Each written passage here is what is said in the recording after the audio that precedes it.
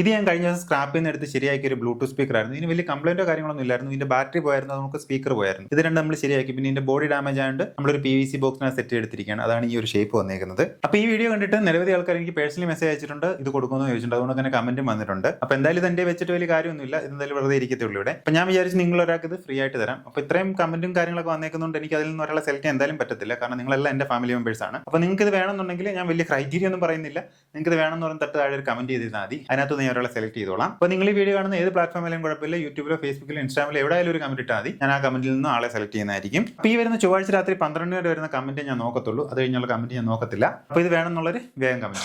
ഒടിമഞ്ഞും മഴയും കൊണ്ടേ ഞാനെന്ന ഭാവം മാഞ്ഞേ